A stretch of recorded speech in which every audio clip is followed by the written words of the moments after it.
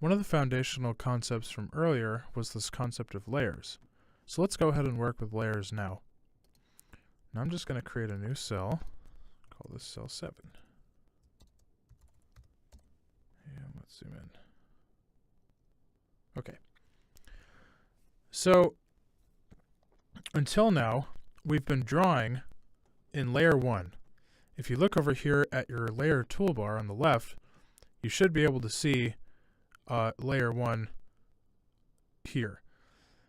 You'll also notice that layer 1 is in bold and layer 1 is highlighted here. Now sometimes when you install Layout Editor, you don't see the layer toolbar. To open the layer toolbar, just go ahead and go up to the toolbar and right click and find, where is it, layer. You want to make sure the layer toolbar there is checked for this next part. What's up here? Okay, so until now, layer 1 has been active, and you can tell because it's highlighted. So I'm going to go ahead and draw a box and go ahead and follow along with me. So as I draw my box, it's done so in the active layer, right?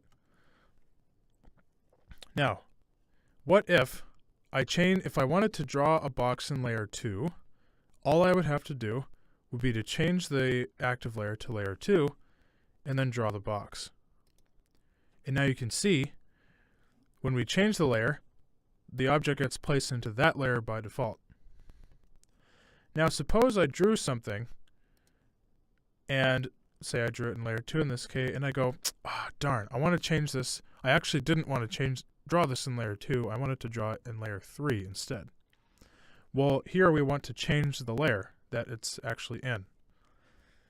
So with the second box drawn, I'm going to hit escape. And what I'm going to do is select layer 3,